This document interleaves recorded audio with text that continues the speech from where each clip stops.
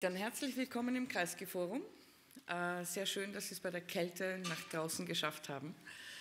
Mein Name ist MONIKA HALKORT und ich freue mich ganz herzlich, heute Abend im Rahmen der Gesprächsreihe Krieg und Klima Professor Alexander Etkind vorzustellen. Er ist zurzeit oder neu übersiedelt nach Wien als Professor für internationale Beziehungen an die Central University, European University, die ja zumindest größtenteils nach Wien ebenfalls übersiedelt sind. Alexander Etkind ist gebürtiger Russe und ich I have to switch to English now. The conversation will be in English because you still need time to learn German, I assume. So welcome here also. Welcome to Austria and the Kreisky Forum. I just said that this is, you just arrived basically starting a new position at the Central European University. Alexander is a trained historian, has written many books, including Internal Colonization, Warped Mourning, Stories of the Undead in the Land of the Unburied. And your last book, about which we also had already conversations, Nature's Evil, which is basically a cultural history of raw materials and natural resources, where really raw materials become or are excavated as historical agents, shaping geopolitical power dynamics and relations, but also organizing distributions of wealth, social inequality, and internal colonizations inside states, most specifically Russia. And Alexander is about to publish another book, Russia Against Modernity, which will be the main focus of our discussion tonight. But let me start you with a personal question. When we met the first time, I asked you whether you consider yourself to be in exile. And maybe you can repeat your response and position yourself in the current geopolitical situation as a Russian-born citizen, now working in Vienna as an academic. Is this an exile for you, or is it just another job assignment, so to speak? Well, first of all, thanks for having me here. That's really an honor and a pleasure to see you all here in this really bad weather. And coming back to Monika's question, like, how do I feel? How I feel myself? That has been changing with time. So first, I moved out of Russia in the 90s. I had many, fellowships and all that in the United States and European countries, and then I returned to Russia in about 2000, and we started a new university. It's called European University of St. Petersburg. That was a great place, with a very difficult itinerary. It was closed several times, reopened, still open. Was first financed by George Soros, who is also financing the Central European University still here. Anyway, and then it was like in 2004, I got a job offer from Cambridge University. So I moved to Cambridge and started teaching at Cambridge, and I felt myself more like a gastarbeiter. So I'm just looking for better work conditions, better office, better salary, better students, whatever. It's very natural for an academic and just for a modern person, I think.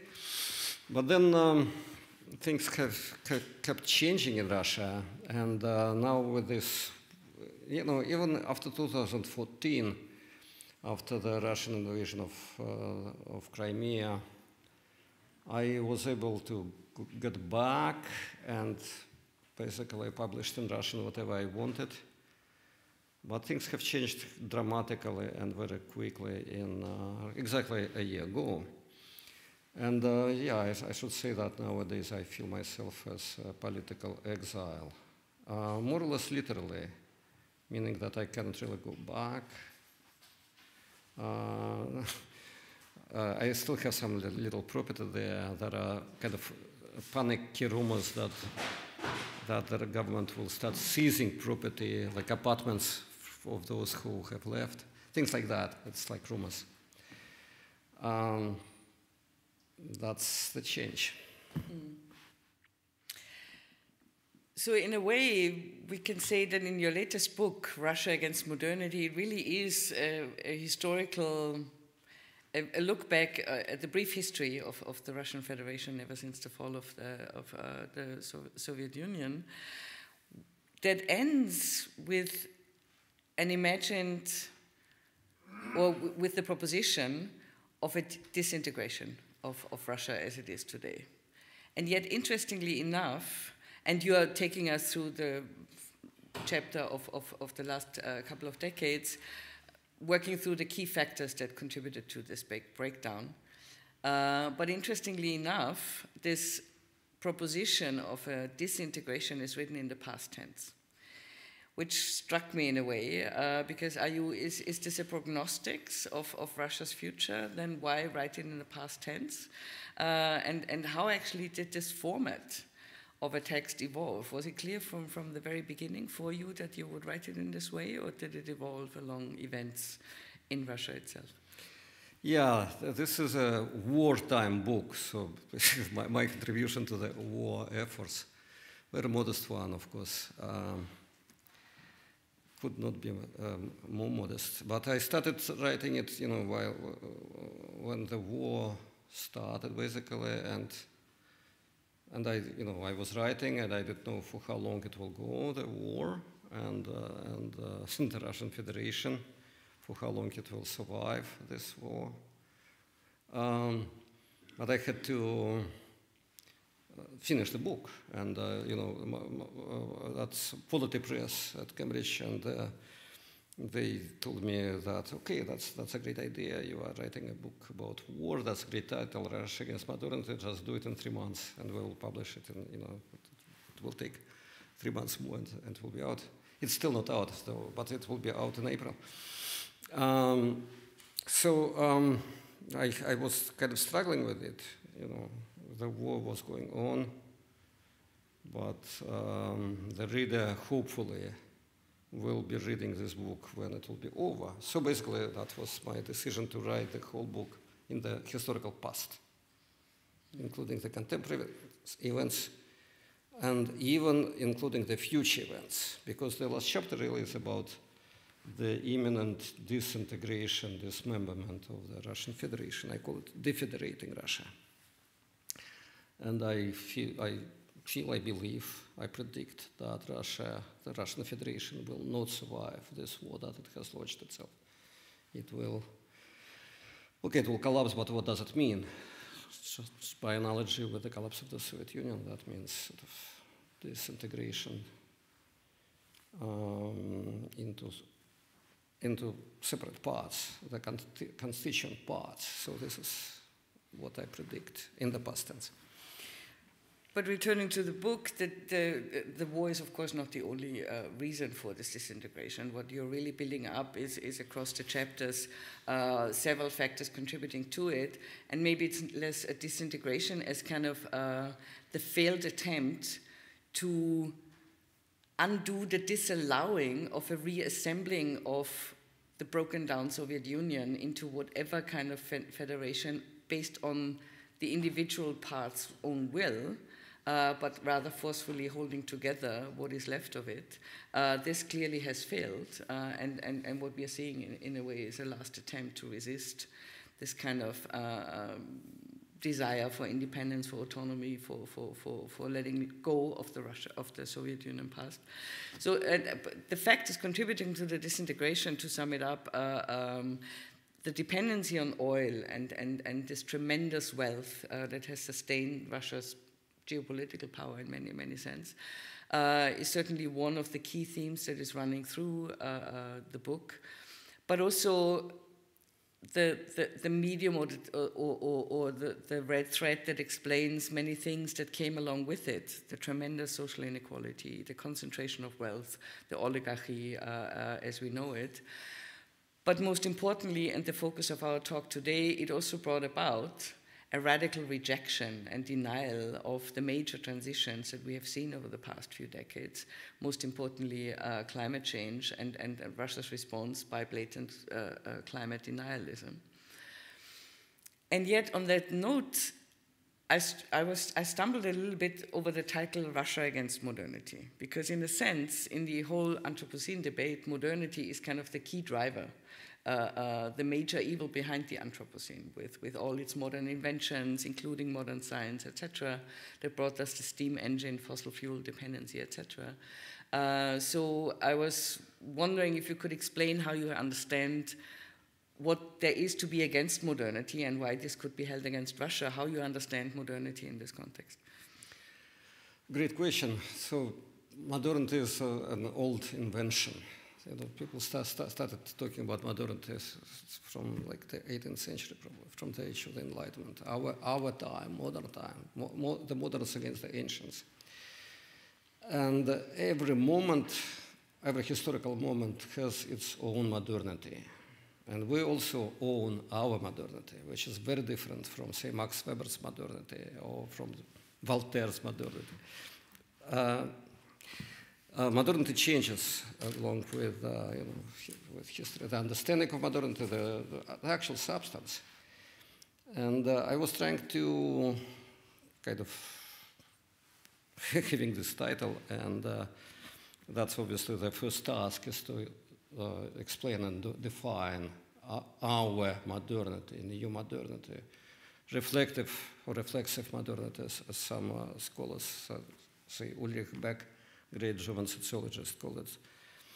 But this writing in the time of the war, this reflexive aspect of modernity had not been that prominent for me as it was for Beck.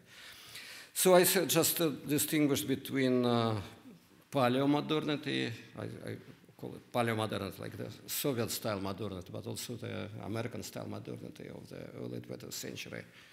You know, huge amounts of steel and concrete and cement and electricity and energy, oil, you know, all fed by oil and coal. Huge masses of people also building these huge skyscrapers and tractors and tanks and world wars. That's paleo-modernity. While we are living, obviously, in a very different kind of modernity, which probably should be defined by, you know, in the terms of the Anthropocene, in the terms of that every increase of our prosperity, of our knowledge, of our wealth should be accompanied by the decrease of energy consumption. And I was struggling to find, you know, a proper term. So paleo-modernity was very sort of came very easily. But then, you know, so I'm a kind of a follower of the Gaia theory. You know, I teach that, you know, formulated by two recently passed scholars, James Lovelock and then Bruno Latour. Gaia theory, which some other scholars are trying to replace by the Medea theory, saying that, you know, I'm not sure that you understand what I mean, but Gaia is like this kind of the coherent organism that embraces all the planet and all plants and animals and humanity and oceans and oil and climate, and has some sort of homeostatic mechanisms. While Medea theory says that, okay, it's not really about equilibrium. Medea is the ancient goddess that actually devoured her children. So Gaia would kind of save us, or some of us. But Medea would not. Medea would. That actually happens in natural history from time to time. Anyway, so I called it the opposite to paleo-modernity. I called it Gaia modernity. Gaia modernity. So I mean, these are just the words that I introduced in the introduction. So it's Gaia modernity that Putin is actually resisting. And it actually reminded me, we all remember the famous Lenin slogan, communism is Soviet power plus electrification. And if this is paleo-modernity, I wonder how we could characterize Putin's post-communist kind of ideological framing of power? Is it kind of neo-imperialism or revisionism plus resourcification, with resourcification meaning the objectification of natural raw materials, landscapes, bodies, for them to be only mined, either mined or weaponized? Yeah, exactly. That's, I mean, about Lenin we could talk, much more. But about Putin, yes, so his goal, his ideal is just to stay in paleomodernity. Just leave us just leave the world as it was, because that model of modernity enriched Russia and the Russian leadership with these huge amounts of wealth coming in exchange for oil and gas. So any transition to kind of new climate regime would, by definition, would entail less profits for Rosneft and Gazprom and other, oil companies, which really give now, practically speaking, all the income of the Russian Federation. So this is how I understand it, and that's started decades ago from denial of climate change, of the man-made character of climate change, and some of the sort of best minds of Russia were working on this denial. And then there were kind of several programs of using this climate action and emission trade schemes and things like that for the Russian benefit, which made some sense, of course, but nothing worked. And with all these programs and benchmarks and deadlines of the European Union but also China and the world about kind of that would reduce the consumption and the purchase of Russian carbon in a predictable way. So the program was to stop it, to block it.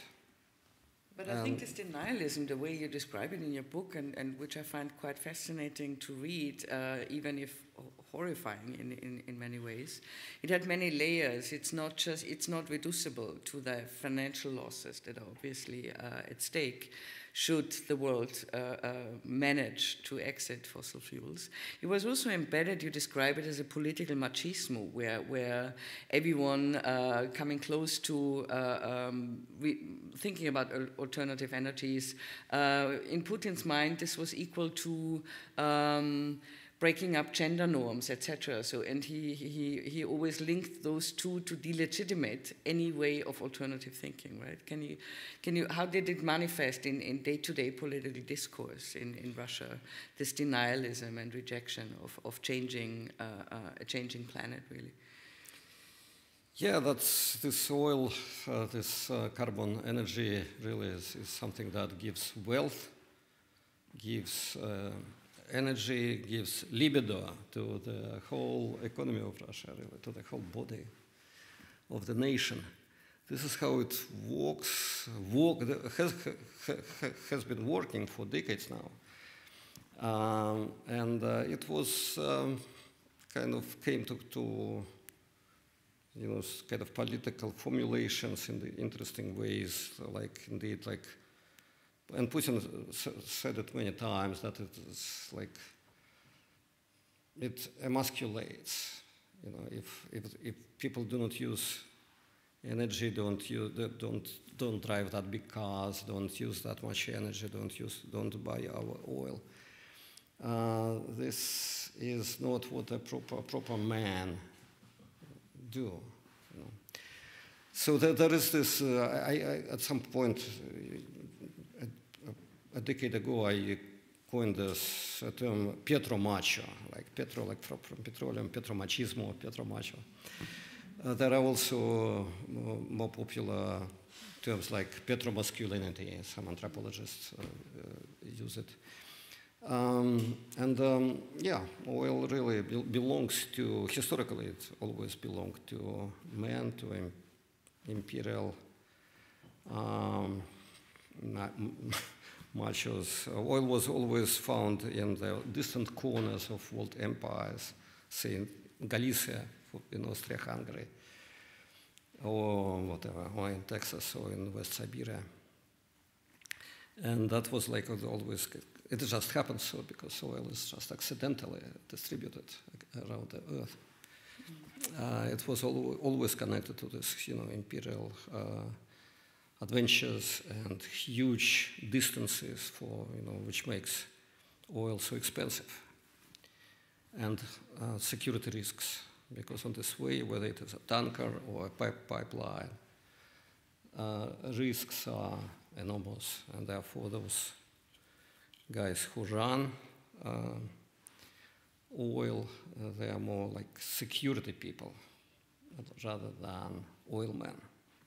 I think that is the interesting dimension to it, because from the perspective of a petromachismo, oil is the libido of the nation, a source of strength, and everything, alternative energy is thereby a sign of weakness, of unmanliness, etc. And in a way, in an intricate way, this equation of oil and power is even repeated in the critique of Putin and the oligarchs. Because if you look at it, Russia's power is associated, of course, with oil revenue, etc. But we always talk about the power side of things. With it comes tremendous vulnerability and unpredictability, precisely because of those pipelines. Can you elaborate what it means to secure, how big these pipelines actually are, and what it actually takes to secure these kind of massive infrastructures? And what escapes these obsession with control and militarization of landscapes? Right. So when I teach, this Russian oil and pipelines, I basically tell the students that these pipelines that go, say, from West Siberia to Austria, for instance, or to Germany, they are the biggest machines humans ever made.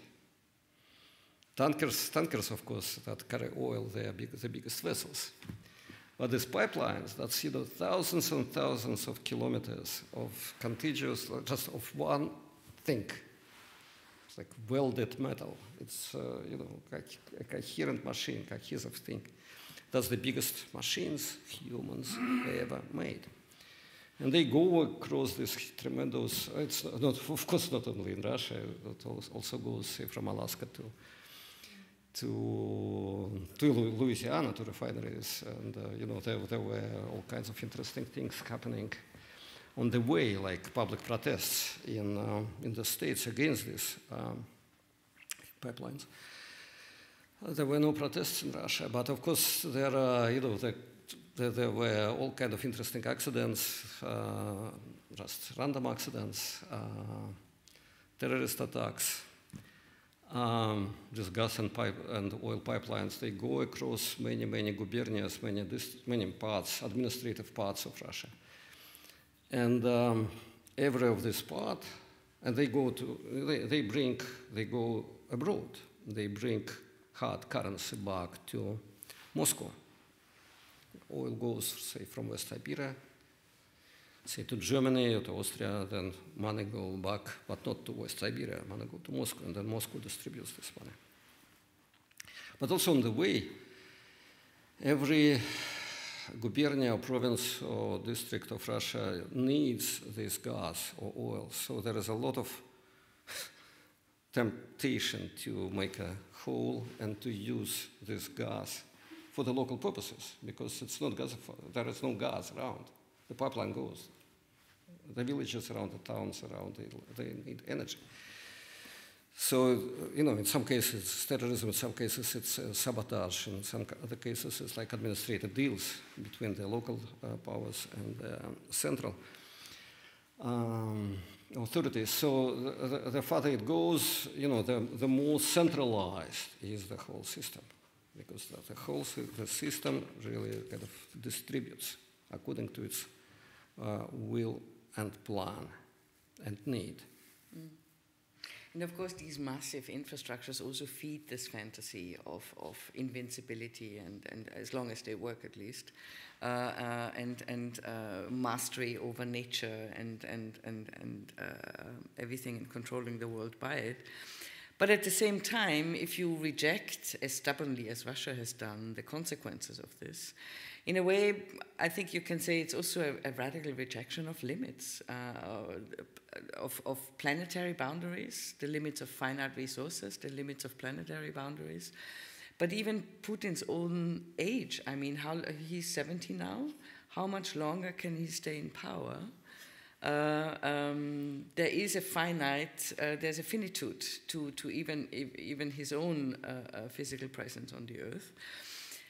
Can you summarize for us the social and environmental cost of this delusionment, of these kind of fantasies of invincibility and even immortality? What is the environmental cost, let's say, in the north of Russia? How is climate change and fossil fuel consumption affecting these kind of areas? Yeah, let's start from Putin, okay? So I mean, of course, that happened to many tyrants in history, that they believe in their like particular strength, vitality, longevity, that they're forever. Putin, you know, it's been supported actually, say, by Western media. There is a research done that until the war started, Western media tended to write about Russia and about Putin, putting Putin's photos of like 20 years old photos, so showing Putin at his best, you know, while he was, you know, masculine and handsome and all that. And it's kind of interesting research. You see, wow, indeed. So like, he was already like, say, whatever, 55, but they show him like at the age of 40, consistently, which supported this kind of self-illusion. On the other hand, the Ukrainian President Zelensky said today morning in Davos online, he said that I'm not sure that Putin is alive. Meaning, of course, that the guy whom we are seeing in all these current clips and photos possibly is not Putin, but his double. Because, you know, someone is there, someone is, you know, giving these speeches. Now, if Zelensky is right, and he tends to be right, Zelensky, so then Putin is immortal, like if it is his double, so that could be also a triple. So that could actually last for very long. What a vision. I mean, there is this theory, I remember this theory, it's circulating for at least a decade, probably for 2 decades now, that Putin is a double of Putin.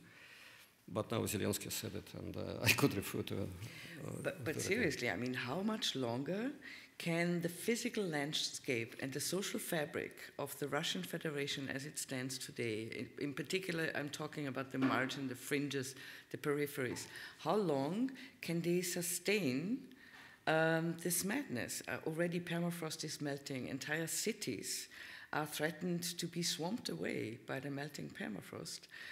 What has Putin done about it, and can you kind of give us a picture how these areas are affected very substantively by this radical rejection of that we've reached a limit here? We need to change our way of living. This huge country, which is called Russia nowadays, so it has the biggest forest fires on earth in Siberia, some of the biggest droughts, some of the by far the biggest peat fire happened, I think, not far from Moscow in 2010, on Earth. It's just a matter of scale, you know, big country, big woods, you know, big marshes. 60% of the country is taken by permafrost. You know, this northern expanses of Siberia, it's melting. smelting, it's kind of ejecting methane. There are all kinds of new research about deadly viruses or bacteria that have been frozen in this permafrost and they could be released. It's entirely new tectonic shift. Even essentially. anthrax, I think. Anthrax is also emitted, no? I mean the ice. Yeah. On the other hand, it also gives some benefits. This climate change, allegedly, but it also in fact gives certain benefits to northern countries. For instance, the agricultural production in Russia has been significantly increased due just a few degrees warmer somewhere over there in southern and central Russia. So there is more wheat and rye to harvest. There are fantasies about opening the northern sea route to China because the ice is melting. And that was like, from the medieval times, the Brits, the English sailors were trying to get to China and India by the northern route. They always failed, crashing on one iceberg or another. But it will be possible due to climate change. So that was the government, of course, was kind of emphasizing the benefits and denying the threats. But real big cities sit on the permafrost, airports, pipelines, railways. So it is melting. Things will happen. But was there actually such a thing as a climate change policy or effective measures to do something in these cities to help them cope with the looming threat of being swept away? No, there was no policy because that was essentially based on denial of the issues. And also most of the small northern cities, real northern cities, they were built on for mining, iron or rare metals or gold in the Far East. And they are still there as long as there are metals of gold and oil. There were all kind of ideas and governmental programs of moving this to shuttle work, as they do it in Canada. But there is this infrastructure is already there. There are schools, hospitals built in the Soviet times, railways. So as long as it is there, these cities are alive. When they will collapse, of course, that will be another story. Mm. So within this culture of climate change denial, another key component was deception, meaning undermining the climate discourse. We get to that in a second. But the third kind of response to it, you say, is the preparation of war. And here I was wondering if you could explain for us how you see the link between the current war in the Ukraine and climate change and its denial by the Russian regime.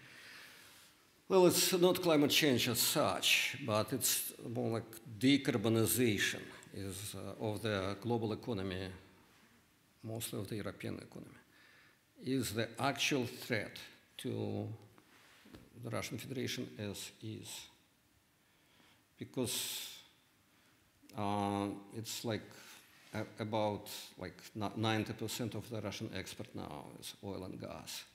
It's about a half of the governmental budget. All these millions of Russians pay taxes, but these taxes collectively, they are equal to the custom fees for oil and gas. It's like from 20 to 30 to 40% of GDP, depending on how you calculate. Like the more seriously you dig into this, the higher percent of the actual economic activity of the Russian Federation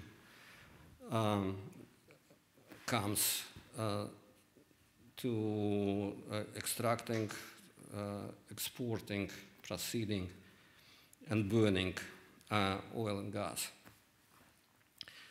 So it's really the kind of the substance, the fundamentals of the Russian economy. No other country is like this, but of course small countries of the Middle East.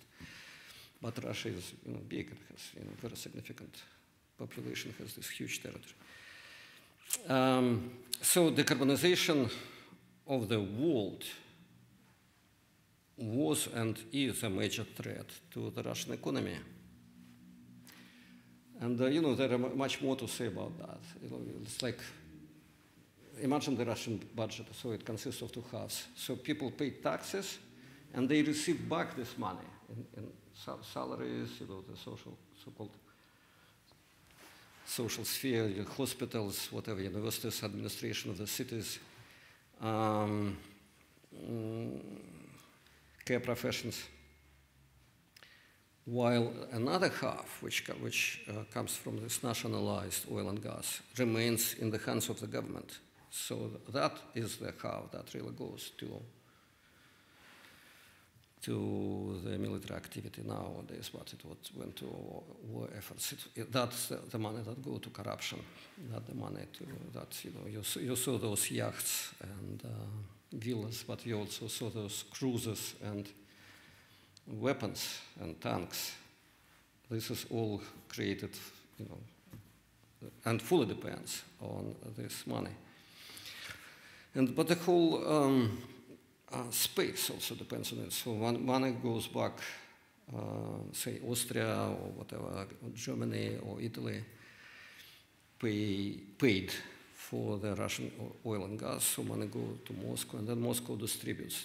That much go to Chechnya, that much go to the Far East, that much go to Russian cities in the European Russia. So you have to imagine that this really very significant flow of money, many billions, would first decrease or later disappear. So what will happen? So each and every of these districts, regions, provinces will have to find their own way of survival.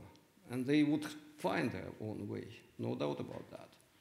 There are some beautiful woods in one country, in one district, there are whatever. Potentially good hospitals in another country. There are also wheat and metal and whatever. They are all hugely different. They all depend on these pipelines, like grapes on the stem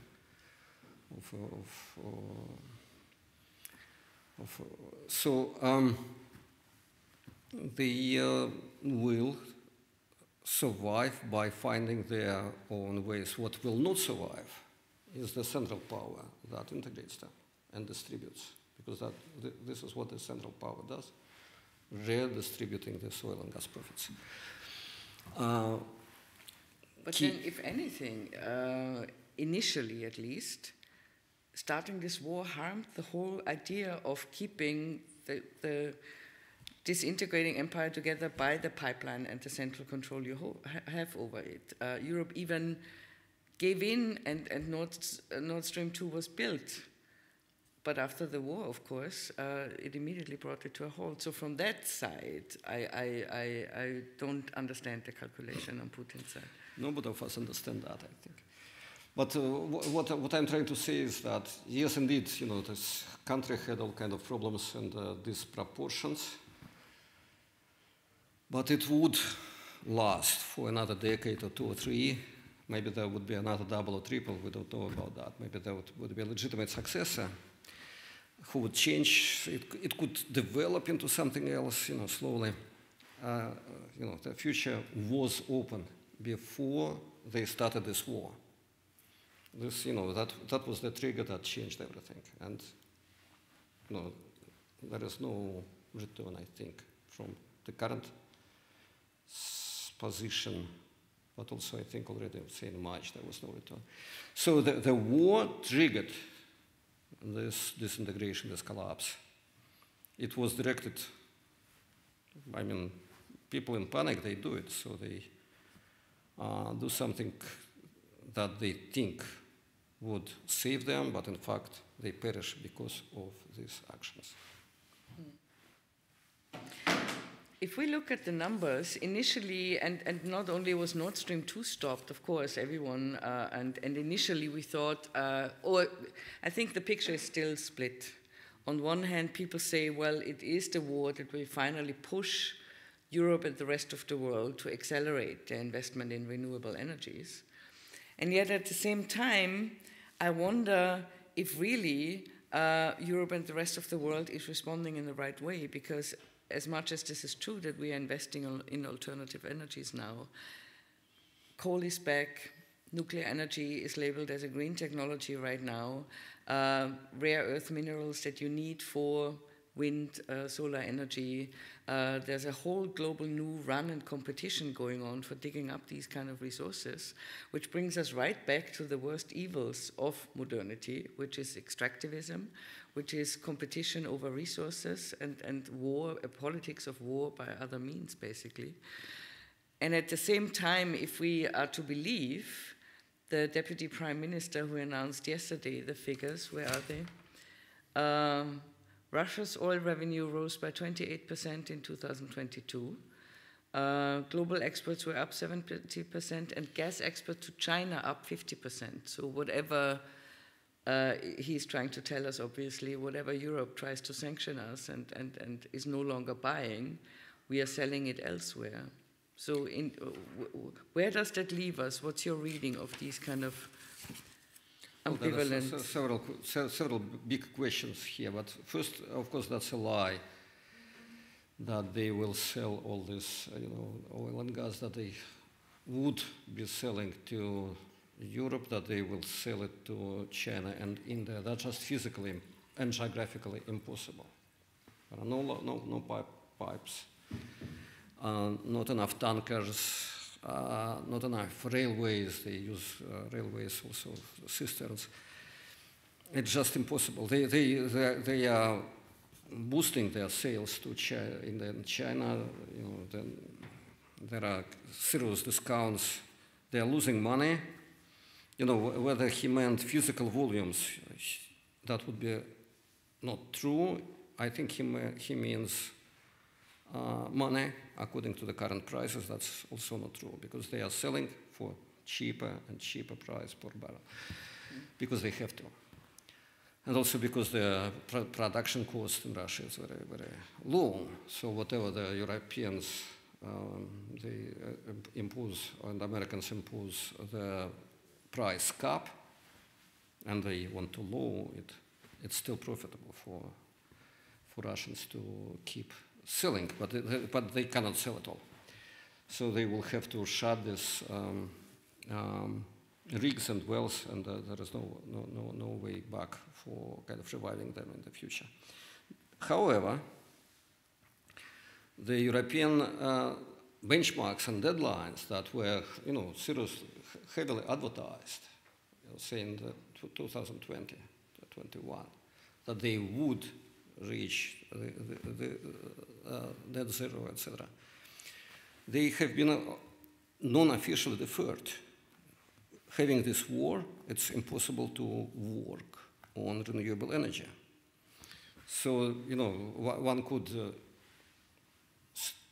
plan or dream that indeed, because Europe is not buying this cheap Russian gas and oil, so say Germany will kind of increase the investment in renewables, and that's the only way ahead for Germany or for Italy or for Austria. But they cannot do it, and they do not do it really during the war.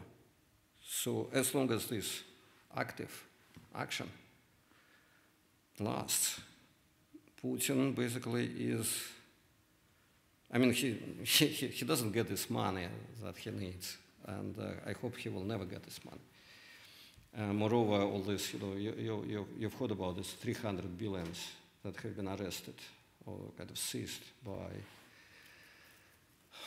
the European Union and the United States. These are so these are the Russian state reserves. Where did they come from? From oil and gas trade. Practically speaking, 100% of that money is like a converted form of oil and gas. Now they are kind of seized. Hopefully they will be given to Ukraine. Reconstruction. But if we're talking not about this sort of huge money, but about even larger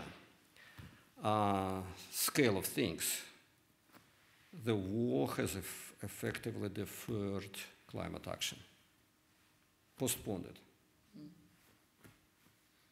In terms of emissions, etc. In terms of actual efforts of switching to renewable or other less harmful sources of energy, including gas, by the way, because gas is less harmful than oil. People, now Great Britain is now reopening the mines that have been closed. Germany is, Greta Thunberg was arrested on this protest action because of the lignite mines, which is the worst of fossil fuel. But I think the military side of it is not to be underestimated in terms of, if we are to believe all the new investments in European defense shield on the horizon, individual nations boosting up their defense spending, etc., that in and of itself is already an emission, undoing emission targets that haven't even been achieved yet, and not least the reconstruction needed for Ukraine to remove all the destruction the war left behind. So even on that level, I think the throwback is insurmountable. I agree with that fully, and I think that this kind of new militarization of Europe it's a long-term process now. All Eastern Europe, of course, will be buying and building new clumsy, gas-consuming weapons for decades now, and Western Europe will help them, will do the same. It's the whole concept, the whole program of shifting Europe to renewable energy was really built on the presumption of the European peace. It's called perpetual peace. It was, and it is impossible if the war lasts, and the war lasts. And the military efforts will last much longer than the war. But on another note, on the link between climate change, climate measures or climate mitigation measures and the actual war, I wonder what you make. Several political scholars suggested that it was not least rare minerals, rare earth, which happen to be in substantive parts also in the Ukraine, and Europe already attempting to make several deals with Ukraine to gain access in mining these minerals. How big a part this may have played in the calculus of war or the strategic calculus of Russia or Putin in that regard, not least because most of these minerals and rare earths are sitting in annexed territories, Luhansk, Donetsk, Donbass. I don't think that played, frankly, any role in the military calculation, because Donbass, it was specialized in coal and connected industries. All that was shut, years or decades ago. There are some shale gas potentially, to drill there. There are rare metals. They need huge investments, and this is not what these people, are thinking about really. And Russia has this, gas and rare metals on these huge expanses here and there, many times more. This is not what they need. they needed something else. They needed Ukraine for their kind of geopolitical, strategic, religious, and other kinds of vision. So I don't take that seriously. On the other hand, Russia always needed Ukraine for transporting Siberian gas and, to a lesser extent, oil through the pipelines that pass the Ukrainian territory.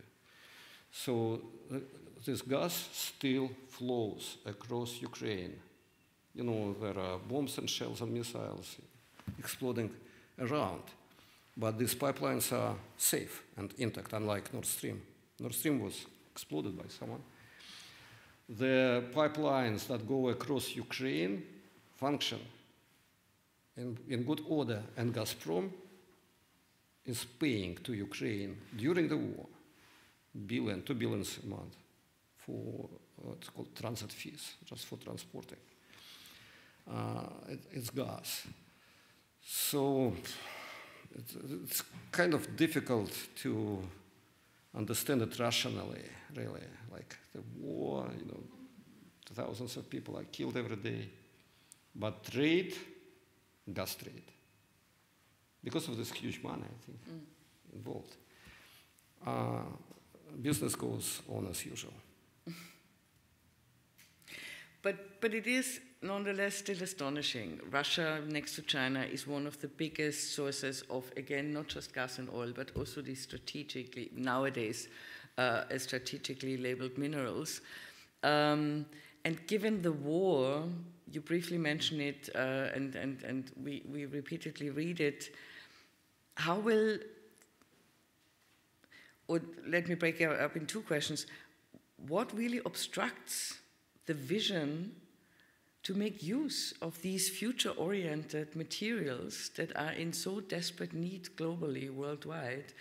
Why is Russia not using them in the same way as it's using oil and gas? Could this, what is blocking an alternative vision for the future, really?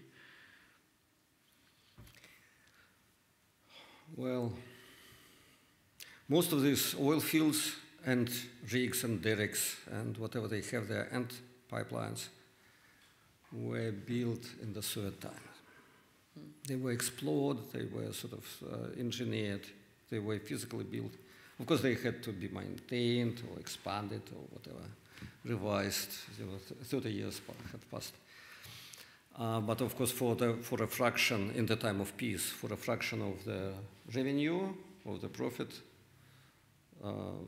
Russians, there were good managers such as, say, Khodorkovsky, who went in prison basically for his efficiency. So for a fraction of the revenue, they could buy Western technologies, equipment, etc. But this sort of oil-fed regime is not prone to innovation. They just do not see opportunities. They do not know how to do that. They don't trust it at all. And they have had everything. Just, they had both income coming from oil and security coming from nuclear weapons. And they relied on that for decades, even though neither of them, neither oil nor nuclear weapons, were built by this particular generation. It belongs to this generation, but it was built earlier. Which is quite astonishing, because even Saudi Arabia, by sure no progressive force in the world, has realized, okay, it's time to wake up. This is not going to sustain us forever. And not that it led to the most promising future-oriented strategies when we look at these hydrogen projects in Sinai, etc. But still, at least you can see that they have kind of sensed that the world is changing in a way, which is quite astonishing. And here, on that point, I wonder how this war that is driving away the young generation in the hundreds, if not thousands, how in the long run this will affect the conditions of possibility for alternative futures to take hold in whatever will be left of Russia? Well, this war, of course, is a tragedy in so many ways, mostly and first of all, a tragedy for Ukrainians, but also for Russians. Hundreds of thousands have been conscripted, and many of them are dying, will die, and then hundreds of thousands have left Russia, and that's the most sort of,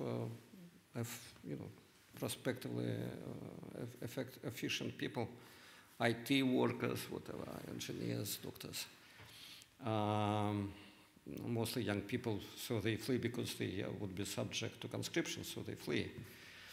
And we don't really know the numbers. We know the numbers of the soldiers from the Western intelligence, the number of the new migrants. We have only rough proxies. But basically, these proxies, they go from 1 to 1.5 million people.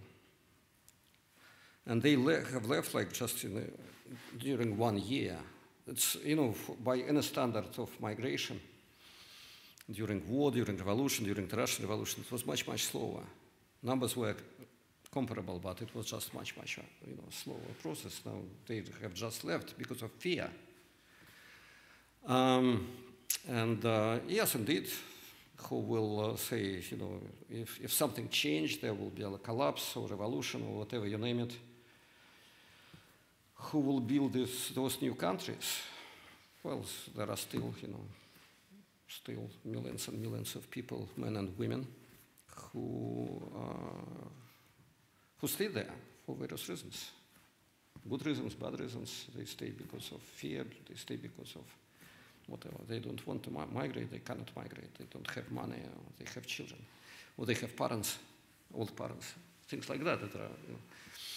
And migration, of course, is a very, very difficult thing to do. So you can imagine the intensity of this fear that motivates this million of people to move everything and to lose everything, lose their whatever, apartments, households, friends, careers, and to starting new lives in Kazakhstan or in Turkey. I was, as a last question, and then I think maybe we open up for questions. Should we then also say goodbye to the online? Yeah, okay. I was interested in Kazakhstan. Kazakhstan as one of those, as the former weapon testing sites of several decades of nuclear weapons testing, highly contaminated, still struggling to come to terms with this elemental long-term legacy of the nuclear arms race. How do you see Kazakhstan in relation to the current war and the prognostics of a disintegrating Russian Federation? How do you see their position vis-à-vis the war has been ambivalent, let's say, or at least not very outspoken. In the long run, where do you see Kazakhstan going? Because again, it's a critical supplier for resources for Europe, etc. Well, what I can say is that Kazakhstan has a very skillful leadership. Comparing to the Russian leadership nowadays, you see that they very sort of effectively operate this sort of gray zone of non-alliance with the Russian aggression, but also trying to make no kind of open conflict, but also non-collaborating. Non-collaborating is the key, and they do not collaborate, and they open the borders for all these hundreds of thousands of Russians, and they're trying to regulate. There is some new legislation that they actually passed, I think, yesterday or announced yesterday, that would kind of slightly would make the lives of this new Russian migrants to Kazakhstan slightly more complicated. But it's a major asset, all these highly qualified people, for a country like such as Kazakhstan or Georgia or Armenia, etc., or even Turkey, I think, appreciates that. But Kazakhstan and other countries Kazakhstan, Mongolia, and probably some other countries of the Caucasus that basically are buffer states between the contemporary Russia and China, I think they could be kingmakers at some point.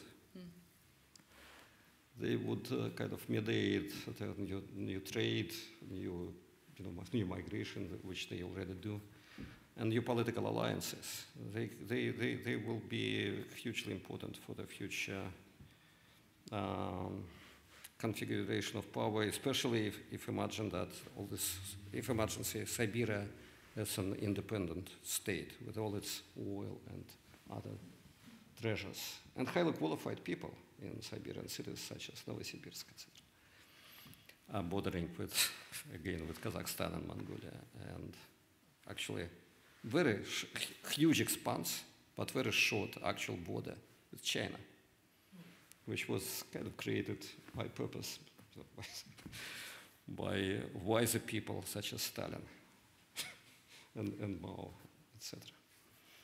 But I wonder, I mean, for those countries to become kingmakers, you not only need a consistent and charismatic leadership, but you also need a democratic culture and a society that supports these kind of, and goes along with shifting alliances.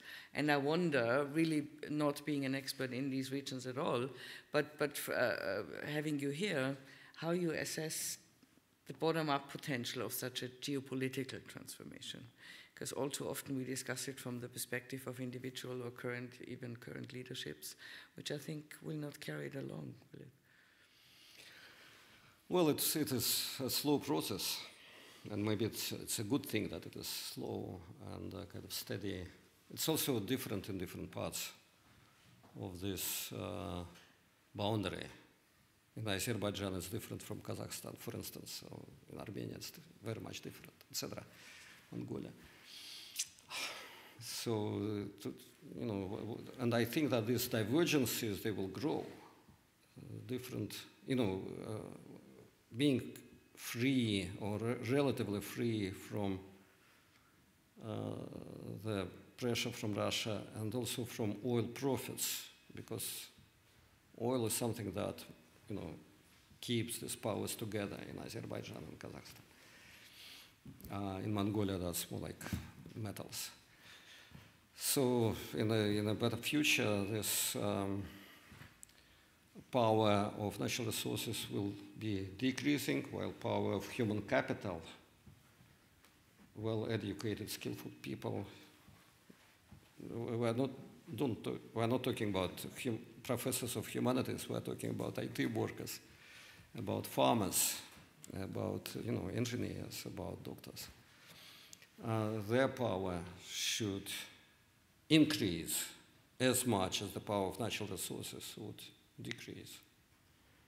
And this is the hope. Okay, so an dieser Stelle dann verabschieden wir uns ganz herzlich von den Zuschauern an den Endgeräten von zu Hause und eröffnen mit Freude die Diskussion. Ich nehme an oder ich hoffe, dass es einige Fragen geben wird an